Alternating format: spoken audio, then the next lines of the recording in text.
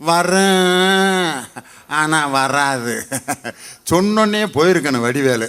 இவன் இப்படி பேசுகிறானே, இருந்தாலும் பரவாயில்ல ஓட்டிகிட்டு போனாலும் போவான்ட்டு காரில் உட்காருவார். உட்காந்தோன்னே அந்த ஓட்டிகிட்டு வர்ற எண்ணத்தை கண்ணையா கேட்பார், ஏப்பா ஆள் எம்ஜிஆர் மாதிரி சும்மா தலன்னு இருக்கியே அப்படின்னு. டாய் எம்ஜிஆர் நீ முன்ன பின்ன பார்த்துருக்கியாடா? என்னைய போய் எம்ஜிஆருங்கிறானே, என்னடா அது சகனமே சரியில்லையே அப்படின்ட்டு திருப்பி ஓட்டிக்கிட்டே போவேன். ஏப்பா சங்கடிக்கு மில்லில் விசில் அடிக்கிற மாதிரி என்னமோ கேட்குதே. சங்கு ஊதுது விசில் அடிக்குதுங்கிறானே, அவ்வளவு சத்தமாவா கேட்குது அப்படிமா. அப்பயே காரை விட்டு இறங்கி போயிருக்கேனே, அப்பயும் உட்காந்து போகிறேன் வடிவேலு. போயிட்டு திரும்ப அடுத்து, ஏப்பா ஒரே பனி மூட்டமாக இருக்கே அப்படிமா. சித்திரை மாதத்து வெயில் பிடிங்கிட்டு அடிக்குது, பனி மூட்டங்கிறானே, அப்பயாவது இறங்கி போயிருக்கேனே. அதுக்கப்புறம்தான் முக்கியமானது. ஆனால் ஒன்றா கொடி எடுத்துக்கிட்டு ஆர்ப்பாட்டம் போராட்டம்னு வந்துடுறாங்க. ஏப்பா மஞ்ச கொடியை பிடிச்சிக்கிட்டு கூட்டமாக வர்றாங்களே, டேய் லாரிடா அப்படின்னு டமார்னு மோதி அப்படியே புகையில் எந்திரிப்பான் என்னத்தை கண்ணையா. அப்போ வடிவேல் எந்திரிச்சு ஒரு பதில் விடுவார், வரும் வராதுன்னு கலந்து சொன்னானே, அப்பயே ஏறாமல் இருந்திருக்கலாம் பாருங்க. அதனால் you can believe can people and cannot people, ரெண்டையும் கூட்டி ரெண்டால் வகுக்கிறவனை நம்பவே நம்பாதீங்கிறதுக்கு இந்த வடிவேலு காமெடி தான் அருமையாக. அதனால் இப்படி நான் ஒரு தீர்ப்பு சொல்ல முடியாது. திருமணத்திற்கு முன்பு வாழ்க்கை மகிழ்ச்சியாக தான் இருந்துச்சு. திருமணத்துக்கு பின்பு இன்னொன்று, ஏன்னா ஒரு சினிமாவை எடுத்துக்கங்க, இன்டர்வலுக்கு முன்னாடி கதாநாயகி சந்தோஷமாக பாடுவாங்க. பணக்கார குடும்பம்னு ஒரு படம், எம்ஜிஆரும் சரோஜா தேவியும் பேட்மிண்டன் விளாண்டுக்கிட்டு, பறக்கும் பந்து பறக்கும் அது பறந்தோடி வரும் தோது சிரிக்கும் அழகு சிரிக்கும், ஜாலியாக பாடிக்கிட்டு இருப்பாங்க. அதே எம்ஜிஆரை படத்து முடிகிறப்ப பாருங்களேன், கல்யாணம் ஃபிக்ஸ் ஆனோன்னு, பல்லாக்கு வாங்க போனேன் ஊர்வலம் போக நான் ஏன் பேட்மிண்டன் விளாட்னு, ஏன் இப்படி தெருவில் கையை பேர்ந்துக்கிட்டு பாடிட்டு வரேன்னு. பெரிய இடத்து பெண்ணில் பாருங்கள் எம்ஜிஆரை அவங்க அத்தை மகளுகளோட ஆற்றுல பாடிட்டு வருவார். கட்டோடு குழலாட ஆட ஆட ஜாலியாக வருங்க. சரோஜா தேவியை கல்யாணம் பண்ண பிறகு ஒரு பாட்டு படிப்பார், அவனுக்கு என்ன தூங்கி விட்டான் அகப்படு. ஏன் எங்க கட்டோடு குழலாட போச்சா நிம்மதி. சிவாஜி கணேசன் எடுத்துக்கங்க, புதிய பறவையில் பார்க்கணுமே, ஆகமெல்ல நடமேனி என்னாகும் முல்லை மலர் பாதம் நோகும் உந்தன் சின்ன இடை வளைந்தாடும் அப்படிம்பாரு. அதே சிவாஜி கணேசன் லாஸ்ட் சீன்ல பாருங்களேன், எங்கே நிம்மதி எங்கே நிம்மதி எங்கே நிம்மதி எங்கே நிம்மதி.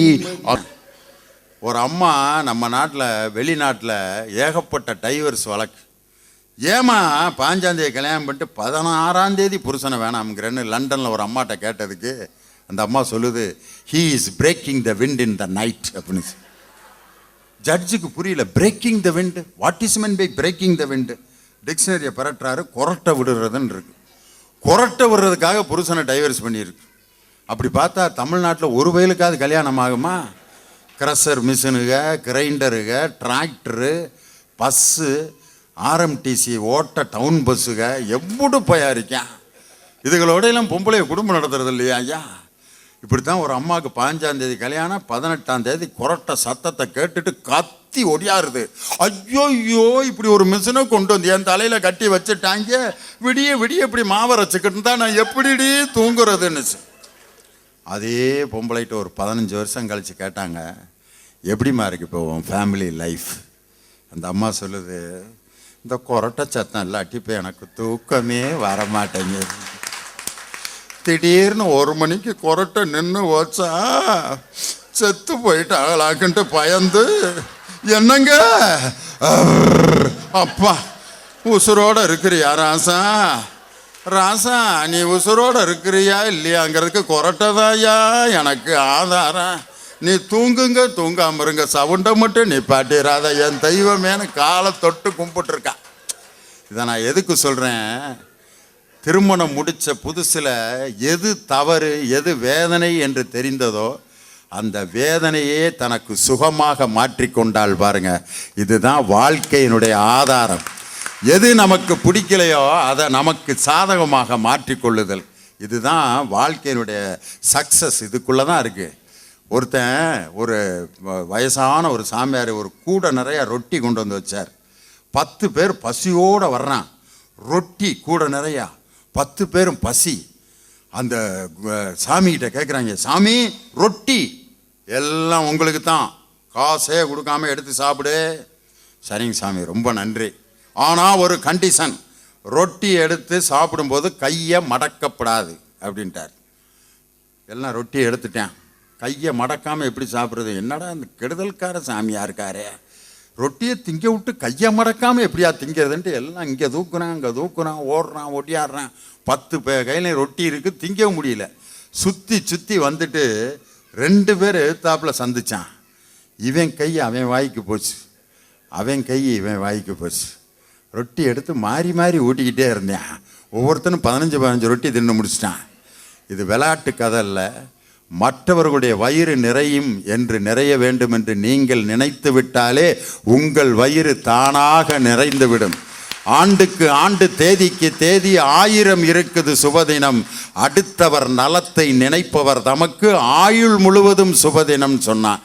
அதனால் மனைவி மகிழ்ச்சியாக இருக்க தன்னை எவன் தியாகம் செய்கிறானோ, கணவன் மகிழ்ச்சியாக இருக்க மனைவி எப்படி தியாகம் செய்கிறாளோ. ஏனென்றால் நாம் பிறந்ததே அன்பிலிருந்து பிறந்தவர்கள். எங்கள் அப்பாவும் அம்மாவும் அன்போடு வாழ்ந்ததனால் பிறந்தவன் தான் லியோனி. அவர்களிடமிருந்து பெற்ற அன்பை நான் மற்றவர்களுக்கு கொடுக்க தவறினால் நான் அன்புக்கு பிறந்தவன் அல்ல.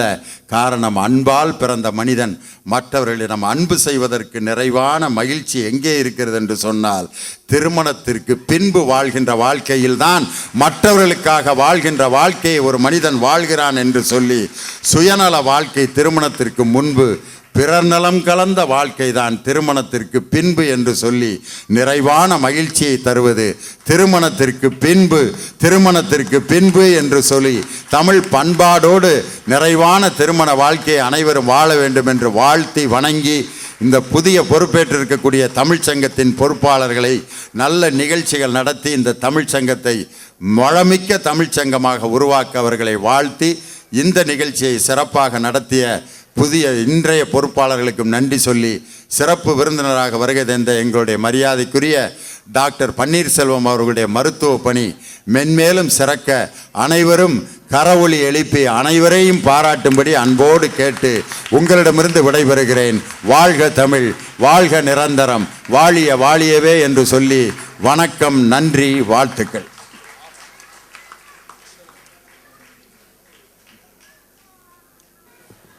இறுதியாக இங்கே எங்கள் அழைப்பை ஏற்று வந்த அனைவருக்கும் எங்களை நன்றி தெரிவித்துக் கொள்கிறோம்.